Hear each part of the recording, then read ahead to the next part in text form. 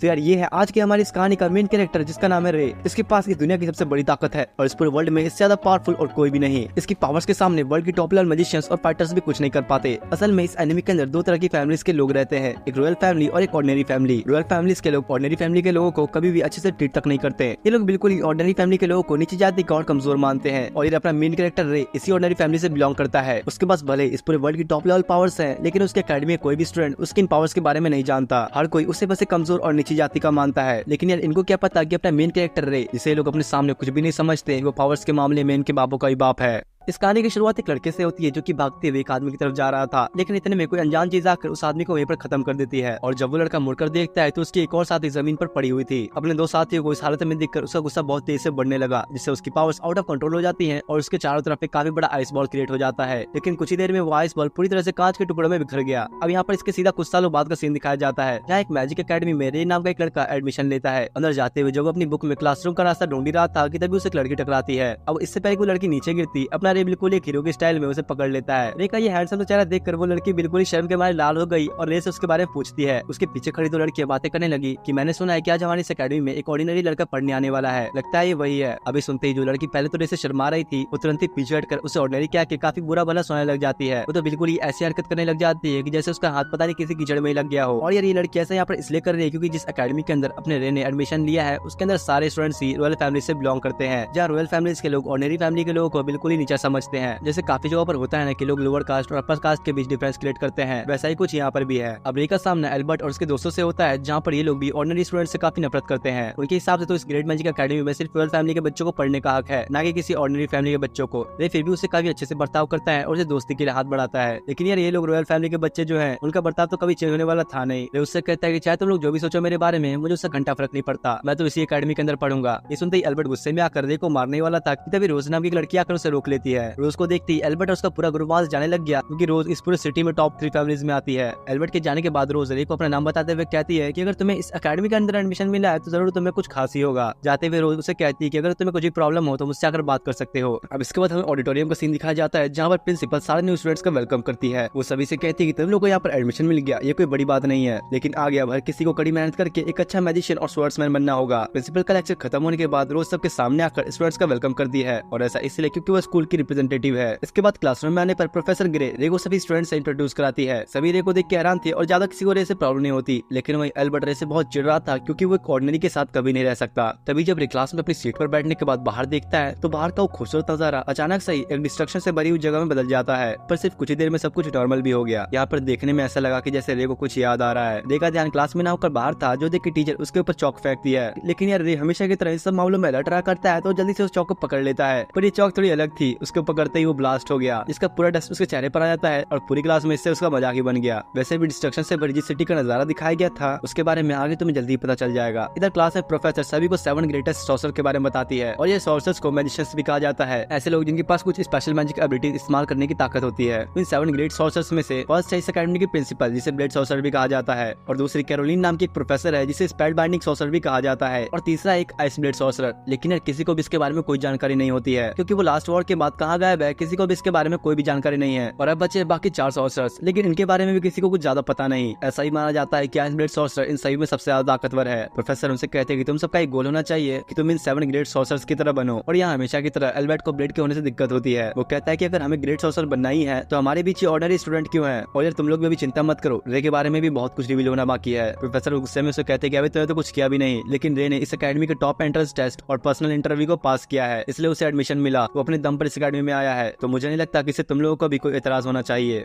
अब इसके बाद दिखाया जाता है कि प्रोफेसर सभी स्टूडेंट्स को कोड थ्योरी के इस्तेमाल से किसी भी ऑब्जेक्ट को क्रिएट करना और उसे इरेज करने का सिखाती है। रोज प्रोफेसर से पूछती है कि क्या किसी ऑब्जेक्ट को क्रिएट करने की कोई लिमिटेशन होती है, जिस पर प्रोफेसर ने उसे बताया कि ऐसा कुछ भी नहीं है। ऑब्जेक्ट्स को क्रिएट करना उसे क्रिएट करने वाली एबिलिटी के ऊपर डिपेंड करता है। साथ ही वो मैजिक के 4 स्टेप्स ही बताती है, जो कि सॉलिड, लिक्विड, गैसेस और प्लाज्मा। अरे वही जो तुम लोगों ने पढ़ाई होगा ना स्कूल में, सॉलिड, लिक्विड, गैस, ये भी वही है। अब बाकी स्टूडेंट्स तो प्रोफेसर को देख के बड़े हैरान हो रहे थे कि यार हमारी टीचर तो बड़ी कूल है, लेकिन तभी पीछे बैठी लड़की उनसे उससे पूछती है कि आपने ऑब्जेक्ट को क्रिएट करने के लिए एंटी मटेरियल का इस्तेमाल किया है, लेकिन यहाँ ऐसा नहीं था। वो बताती है कि तुम्हें इस अकेडमी में ऐसा कोई भी नहीं मिल सकता जो कि एंटी मटेरियल का इस्तेमाल करता हो। इस लड़की को अपना रे भी थोड़ा नोटिस करता है। इसके बाद सारे स्टूडेंट्स कोड थ्योरी का इस्तेमाल करके अपने अपने तरीके से ऑब्जेक्ट्स क्रिएट करने लग जाते हैं, लेकिन ये दूसरी तरफ रे किसी भी ऑब्जेक्ट को ढंग से क्रिएट तक नहीं कर पाता, जो देख के बाकी स्टूडेंट्स उसके बारे में मजाक उड़ाते हैं और कहते हैं कि अगर इसे ये भी मैजिक नहीं आ रहा तो जरूर इसने एंट्रेंस टेस्ट में चीटिंग की होगी। अब उनकी क्लास खत्म होने पर रे कॉरिडोर से जाने लगा कि तभी उसकी नजर उस क्लास वाली लड़की पर पड़ती है जिसने प्रोफेसर से सवाल पूछा था। रे ने उसे लाइब्रेरी में जाते हुए देखा तो वो भी उसके पीछे पीछे चला जाता है। वो उससे आकर बात करने लगा और खुद को इंट्रोड्यूस कराता है। इस लड़की का नाम एलिसा है। यहाँ इन दोनों की बातों से पता लगता है कि एलिसा डॉक्टर एमिसवर्थ नाम की एक रिसर्चर की काफी बड़ी पंखी यानी कि फैन है, इसलिए वो भी उसकी तरह बनना चाहती है। रे उससे कहता है कि हाँ मैंने उनकी बुक्स पढ़ी है और मैं भी उनका काफी बड़ा फैन हूँ। उससे पूछता है कि क्या बात है, आखिर तुम अपने बालों को ऐसे ढके क्यों रखती हो, तुम्हारे तो बाल ऐसे भी कितने अच्छे हैं। इस पर वो बताती है कि असल में उसके ईयर्स एल्फ जैसे दिखते हैं, इसी वजह से वो अपने कानों को हमेशा ढक के रखा करती है। लेकिन रे उससे कहता है कि मुझे तुम्हारे कान बहुत अच्छे लगे, इसमें क्या कमी है। ये सुनते ही उसका चेहरा शर्म के मारे लाल हो जाता है। अब शाम होने पर रे हॉस्टल के रूम में आता है जहाँ उसकी मुलाकात अभी नाम के एक लड़के से होती है। और हाँ, ये बाकी के रॉयल फैमिली के स्टूडेंट्स की तरह बिल्कुल भी नहीं है। वो दोनों ही जैसे एक दूसरे से मिलते हैं तो उन्हें एहसास हो जाता है कि वो दोनों बिल्कुल एक जैसे हैं, बिल्कुल भाई भाई। दोनों ही अपनी फिटनेस को काफी प्रायोरिटी देते हैं और बॉडी तो तुम लोग यहाँ पर देख ही सकते हो इनकी। अगले दिन अपनी ट्रेनिंग करते वक्त रे बहुत स्पीड में रनिंग करते हुए एक लड़के के बहुत करीब से गुजरता है और उसके स्पीड के कारण उस लड़के के थोड़े कपड़े भी उड़ते हैं। फिर वापस आकर जल्दी से उस लड़के से माफी मांगता है। इस लड़की का नाम रेबिका है जो कि इस वक्त अभी 3rd ईयर की स्टूडेंट है और ठीक क्रोस की तरह ये भी टॉप 3 फैमिली से बिलोंग करती है। अब अगले दिन स्कूल में आते ही अभी रे को रोज और रेबिका के फैमिली के बारे में बताने लगा कि इन दोनों की फैमिली बहुत ही बड़ी मानी जाती है और ये दोनों ही लड़के काफी इंटेलिजेंट भी है। अंदर आने पर रे बताता है कि उसे आज प्रिंसिपल ने बुलाया है। अब जब वहाँ जाने ही लगा कि तभी एक लड़की उससे काफी तेज से आकर टकराती है, लेकिन रे तो अपनी जगह से 1 इंच भी नहीं हिलता। इस लड़की का नाम क्लेरिस है जो कि ये भी रॉयल फैमिली से बिलोंग करती है। यहाँ इस लड़की की फैमिली स्टेटस के बारे में अभी ज्यादा किसी को नहीं पता होता। इनके बीच ऐसी थोड़ी और बातें होती हैं और लड़की कुछ ज्यादा ही बकबक कर रही थी, इसलिए उससे अब किसी तरह पीछे छुड़ा कर रे प्रिंसिपल से मिलने जाता है। लेकिन यहाँ पर आकर रे प्रिंसिपल को जनरल कह के बुलाता है। इस पर प्रिंसिपल उससे कहते कि अभी हम लोग स्कूल में हैं तो मुझे प्रिंसिपल कह के बुला सकते हो। अब रे ने ऐसा क्यों कहा ये चीज तुम लोग को आगे पता लगेगा। इसके बाद ट्रेनिंग ग्राउंड का सीन दिखाया जाता है जहाँ उनकी टीचर एल्बर्ट और रे के बीच में एक बैटल करवाती है। एल्बर्ट तो यहाँ पर रे को देख के अभी भी काफी गुस्से में होता है। उसे देख के तो ऐसा लग रहा था जैसे वो रे को खत्म ही करके छोड़ेगा। अब जैसे ही फाइट शुरू होती तो एल्बर्ट रे की तरफ बढ़ते हुए उस पर अटैक करता है, लेकिन अपना हीरो रे तो उसे बड़ी आसानी से डॉज कर लेता है और उससे कहता है कि बच्चे तुम्हें भी थोड़ी और प्रैक्टिस की जरूरत है। एल्बर्ट इस बार और भी गुस्से में रे के ऊपर अटैक करने के लिए आगे बढ़ता है, लेकिन इस बार तो रे ने एक ही झटके में उसके स्वॉर्ड के टुकड़े टुकड़े कर दिए। शायद अब इससे एल्बर्ट को अपनी औकात समझ में आ गई होगी। जब प्रिंसिपल भी खड़ी रे को देख रही थी और कहती है कि मैं खुश हूँ कि तुम अपनी स्टूडेंट लाइफ को इतने अच्छे से जी रहे हो। साथ ही वो रे को आइस ब्लेड सॉसर कह के बुलाती है। अब इसके बाद रे के हॉस्टल में दिखाया जाता है जहाँ पर अभी और रे एक्सरसाइज कर रहे हैं। या इनके बीच की बातों से पता लगता है कि रे ने अकेडमी के 2 मेन क्लब्स में ज्वाइन करने का डिसाइड किया है। अभी इस पर रे को थोड़ा और सोचने के लिए कहता है, लेकिन तभी रे उसे गोल्डन कार्ड निकाल कर दिखाता है जो देख के तो अभी का होश ही उड़ गया और इसका रीजन भी अभी तुम्हें कुछ देर में ही पता चल जाएगा। इसके बाद एनवायरमेंट रिसर्च क्लब को दिखाया जाता है जहाँ पर सभी के सभी बॉडी बिल्डर्स ही बैठे हुए थे और रे जिस 2 क्लब में ज्वाइन करने की बात कर रहा था ना उनमें से एक यही क्लब है। अब रे के आने पर लीडर उससे कहता है कि तुम्हें देखकर तो बिल्कुल भी नहीं लगता कि तुम हमारे ग्रुप की एक्टिविटीज को एक दिन भी सह पाओगे। असल में वो रे की पतली दुबली बॉडी देखकर ऐसा कह रहा था। अब जब लीडर के कहने पर रे अपने कपड़े उतारता है तो भैया उसकी बॉडी जैसे शीशे की तरह ही चमकने लग गई और रे की इस खतरनाक बॉडी को देखकर सभी के मुंह खुले खुले ही रह जाते हैं। वो समझिए कि रे की बॉडी बहुत ही हार्डवर्क के बाद बनी होगी। साथ ही अब यहाँ पर ये भी पता लगता है कि जो गोल्डन कार्ड रे ने अभी को दिखाया था उसे असल में गोल्डन हंटर लाइसेंस भी कहा जाता है। यहाँ पर इसके बारे में हमें ज्यादा कुछ तो पता नहीं चलता, बस इतना समझ लो कि किसी भी अरे गहरे को ऐसे ही नहीं दिया जाता। अब रे की इतनी सारी खूबियां देखने के बाद क्लब के सारे मेंबर्स और लीडर रे के क्लब ज्वाइन करने की रिक्वेस्ट को एक्सेप्ट कर लेते हैं। इसके बाद रे वहां से निकल गार्डनिंग क्लब ज्वाइन करने के लिए पहुंचता है। यहाँ इस क्लब की मेंबर्स तो सिर्फ लड़कियां ही हैं और सबसे मेन बात तो ये है कि इस क्लब के लीडर और कोई नहीं बल्कि रेबेका है। अरे वही जिसके कपड़े उड़ाए थे रे ने। यह सारी लड़कियां रे को देखकर हैरान थी कि एक लड़का होकर गार्डनिंग क्लब को ज्वाइन करना चाह रहा है। इसका जवाब देते हुए रे उन्हें कहता है कि मुझे प्लांट्स काफी ज्यादा पसंद है क्योंकि भले ही कंडीशन कितनी भी ज्यादा खराब क्यों ना हो प्लांट्स हमेशा ग्रो ही करते रहते हैं और प्लांट्स की यही चीज अपने रे को काफी पसंद है। रेबेका को तो रे के क्लब ज्वाइन करने से कोई प्रॉब्लम नहीं थी, लेकिन तब उनमें से एक लड़की उसे रोकते हुए कहती कि मुझे ऐसा लगता है कि लड़का यहाँ पर बस तुम्हें इंप्रेस करने के लिए आया है। इस पर रेबेका उसे कहती है कि चलो ठीक है, अगर तुम्हें ऐसा लग रहा है तो कोई बात नहीं, मेरे की जिम्मेदारी तुम्हारे हाथ में दे रही हूँ, तुम इसे टेस्ट करो और अगर तुम्हें ये लगे कि क्लब ज्वाइन करने के लायक नहीं तो हम इसे क्लब में ज्वाइन नहीं करेंगे। इस लड़की का नाम डीना है। जिसके बाद डीना रे को छत पर लेकर आती है जहाँ काफी सारी घास उगी हुई है। वो रे से कहते हैं कि ये तुम्हारा टेस्ट है जिसमें तुम्हें इस पूरी जगह को साफ करके सही करना है। इसके बाद ही मैं डिसीजन लूंगी कि तुम इस क्लब को ज्वाइन करोगे या नहीं। डीना के जाने के बाद रे तुरंत ही अपने काम में लग गया जहाँ वो पहले दिन वहाँ के सारी जंगली घासों को निकाल देता है, दूसरे दिन कुछ गड्ढे करता है और तीसरे दिन पर वहाँ पे छोटी छोटी दीवारें बनाता है ताकि वहाँ पर फ्लावर्स भी लगाए जा सके।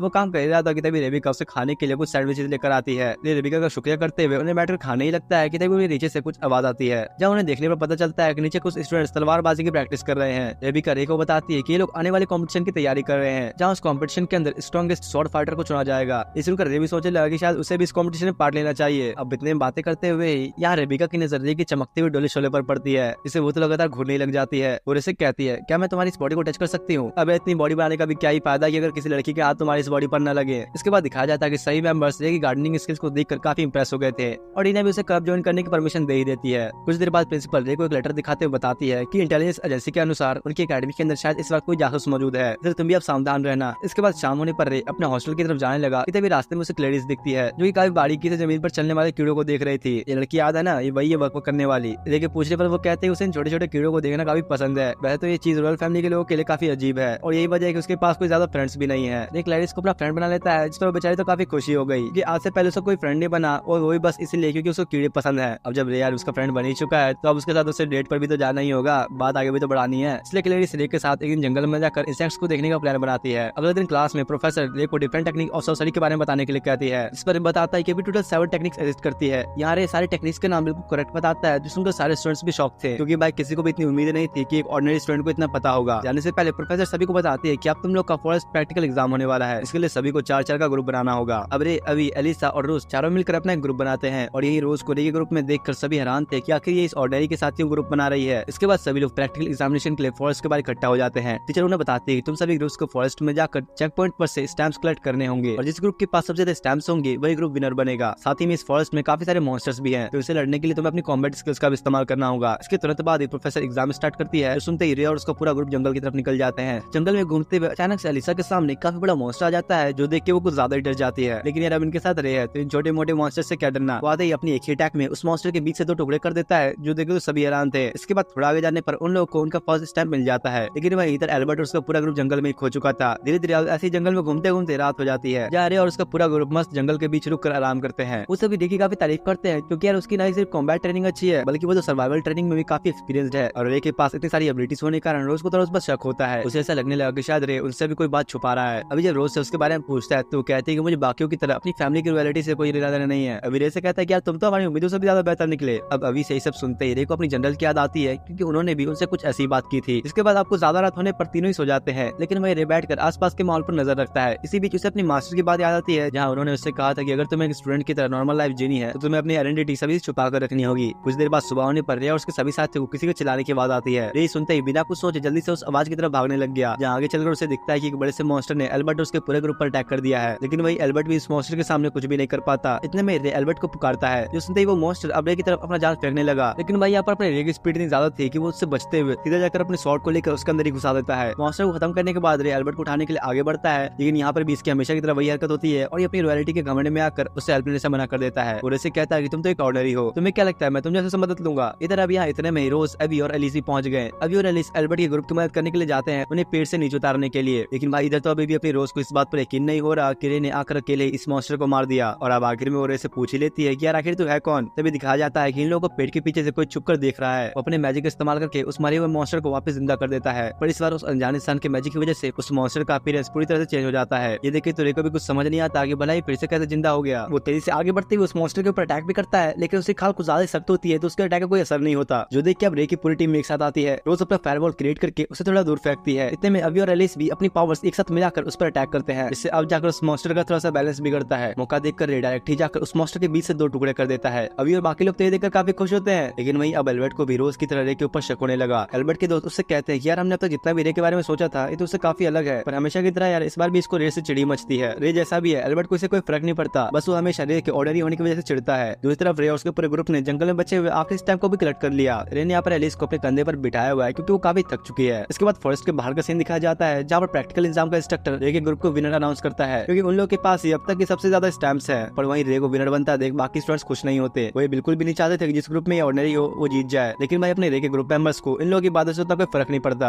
अब इसके बाद एक घर के अंदर एक लेडी को दिखाया जाता है जो कि बड़ी उम्मीद लगाकर किसका इंतजार कर रही थी। तो उसके मेड ने आकर उससे बताया कि आप जिसका इंतजार कर रही थी वो आ चुका है, और जब दरवाजा खुलने पर सामने रे खड़ा होता है। इसके बाद रे उस लेडी से बात करता है और इनके बीच की बातों से पता लगता है कि असल में ये लेडी कोई और नहीं बल्कि रे की मास्टर है। मास्टर उसे देख के काफी खुश होती है क्योंकि वो भी यही चाहती थी कि रे एक नॉर्मल स्टूडेंट की तरह अपनी जिंदगी बिताए। रे के पूछने पर मास्टर बताते कि वो इस वक्त ब्रेन को स्टडी कर रही है। असल में सभी लोग मैजिक को यूज करने के लिए अपनी बॉडी की एनर्जी और आसपास के एनवायरनमेंट के मटेरियल का इस्तेमाल करते हैं, लेकिन वही ये मैजिक अगर हम लोग अपने ब्रेन का इस्तेमाल करते हुए करें तो इससे उस मैजिक की एनर्जी काफी बढ़ जाती है और इसी रिसर्च को एक ऑर्गेनाइजेशन चुराने की फिराक में है। इसके बाद रे अपनी मास्टर को व्हीलचेयर पर जंगल घुमाने निकलता है क्योंकि वो काफी समय से अपने घर से बाहर नहीं निकली थी। या इनकी बातों से पता लगता है कि रे बचपन से काफी हिम्मत वाला है, क्योंकि ऐसे काम जिसे एलिट सोल्जर्स तक करने से डरते थे उसे रे बड़ी आसानी से कर दिया करता था। मास्टर के पूछने पर रे बताता है कि मैंने इस वक्त अकेडमी के अंदर कई सारे दोस्ती बनाए हैं, जिसमें से एक एलिस नाम की लड़की है और वो आपकी काफी बड़ी फैन है। मतलब एलिस जो रिसर्चर की फैन है ना, वो और कोई नहीं बल्कि रे की मास्टर ही है। घर वापस आने पर मास्टर रे को उसकी ट्रेनिंग के लिए खुद के लिए कोई एक बुक देती है जिससे वो एक अच्छा सॉर्सरर बन सके। और तुम लोग चिंता मत करो, अभी रे के बारे में बहुत कुछ रिवील होना बाकी है कि आखिर वो कौन है। इधर अगले दिन मॉर्निंग में जॉगिंग करते वक्त रे की मुलाकात एलिस से होती है, जहाँ एलिस सिटी की सेंट्रल लाइब्रेरी में पढ़ने जा रही है। इस पर रे उसे कहता है कि मैं भी तुम्हारे साथ चलना चाहता हूँ। अब भाई रे से सुनकर तो शर्म के मारे लाली हो जाती है और अगले पल वो बिल्कुल बंटन के सामने आती है, क्योंकि अब वो रे के साथ जा रही है ना, थोड़ा तो बंटन के जाना ही होगा। लाइब्रेरी में आकर एलिस तो हमेशा की तरह डॉक्टर एलिसवर्थ की रिसर्च की बुक पढ़ती है, लेकिन इधर अपना रे बैठ के लव स्टोरीज की बुक पढ़ता है। अब जब इसके बाद दोनों लाइब्रेरी से बाहर आते हैं तो यहाँ क्लैरिस उनके ऊपर छुपकर नजर रखे हुए है। असल में इस बेचारी का दिल भी रे पर आ चुका था, तो उसे समझ नहीं आता कि वो कैसे जाकर उसे बात करे। इतने में रे की नजर भी उसके ऊपर पड़ती है, जो देखे तो ये बेचारी भी शर्म के मारे लाल हो गई। रे उसके पास आकर उसे लंच के लिए इन्वाइट करता है। अब लंच करने के लिए रे अकेला थोड़ी ना आता, दो लड़कियों को साथ लेकर आता है और एलिस और क्लैरिस को दोनों को एक दूसरे से इंट्रोड्यूस कराता है और अपना ये रिसर्चर प्लेबॉय की तरह ना दोनों की तारीफ करता है। मुझे तो लगता है कि दोनों को ही पटाने के फिराक में है। और यार अभी तक तो सिर्फ क्लैरिस ही रे के ऊपर फिदा थी, लेकिन अब तो एलिस का भी यही हाल है। लंच खत्म होने के बाद दोनों ही रे को बाय बोलकर अपने हॉस्टल की तरफ निकल जाते हैं। इधर रे भी जब अपने हॉस्टल की तरफ जाने ही लगा कि तभी उसकी नजर रोज पर पड़ती है। लेकिन पूछने पर वो बताती है कि मैजिक कॉम्पिटिशन नजदीक आने की वजह से वो अपनी फैमिली के साथ अरेंजमेंट्स करने में काफी बिजी हो चुकी है। अब बातों बातों में यहाँ रे भी उसे बताता है कि वो अभी एलिस और क्लैरिस का लंच करके आया है, जो सुनकर तो अब रोज भी थोड़ा जलस फील करती है। देख रहे हो ना कितनी लड़कियां फिदा हो चुकी है इस पर। इसके बाद प्रोफेसर ग्रे और रे को बात करते हुए दिखाया जाता है, जहाँ इनके बीच की बातों से पता लगता है कि प्रोफेसर ग्रे भी रे के साथ पहले मिलिट्री में काम कर चुकी है और उसके मास्टर की तरह प्रोफेसर ग्रे भी रे को इस तरह अपनी स्टूडेंट लाइफ एंजॉय करते देख काफी खुश है। दूसरी तरफ इधर एल्बर्ट को दिखाया गया, जो कि पूरे जंगल में ही आग लगाना शुरू कर देता है और बहुत ही गुस्से में रे का नाम लेता है। साथ ही उसके पीछे एक अनजान इंसान भी खड़ा हुआ था। अगले दिन अकेडमी के अंदर थोड़ा आज जल्दी आ जाता है, तो इसलिए डीना उसे गार्डनिंग क्लब के ऑफिस की देते हुए कहने लगी कि आज तुम्हें ऑफिस को संभालना होगा, क्योंकि अभी बाकी लड़कियां किसी दूसरे काम में बिजी है। अब रे जैसे ही ऑफिस के अंदर जाता है तो वो गलती से रेबेका के ड्रेसिंग रूम के अंदर चला गया। ये भी अब क्या ही करता, वो चुपचाप बिना कुछ बोले दरवाजा बंद कर देता है। इधर रोज ट्रेनिंग ग्राउंड में एक लड़की के साथ फाइट करने में लगी थी, जहाँ वो किसी तरह उसे हराई देती है। रोज यार रे को देखते ही उसे फाइट के लिए चैलेंज करती है। फाइट के शुरू होते ही रोज ने बिना रुके रे के ऊपर अटैक करने शुरू कर दिए, लेकिन यार अपना हीरो भी कम थोड़ी है, उसकी स्पीड इतनी थी कि रोज का एक भी अटैक उसके ऊपर नहीं लगता। रोज ये देखकर कहती है कि मैं अच्छे से जानती हूँ कि तुम मैजिकल पावर्स इस्तेमाल करने में ज्यादा अच्छे नहीं हो, लेकिन तुम्हारी तलवारबाजी काफी बेहतरीन है। यही वजह है कि मुझे तुमसे एक बैटल करनी थी। रोज अब अचानक से रे के ऊपर अपने नॉन स्टॉप अटैक्स बरसाती है, जब वो भी उससे बचने की पूरी कोशिश करता है, लेकिन इसी बीच उसे बचपन में अपनी की हुई ट्रेनिंग याद आने लगी। इस वजह से वो अब रोज को चोट पहुंचाने ही वाला था कि तभी उसके सर के अंदर उसे एक दर्द फील होता है, जिसकी वजह से वो और उसकी तलवार दोनों ही नीचे गिर जाते हैं। इससे अब रोज इस फाइट की विनर बनती है।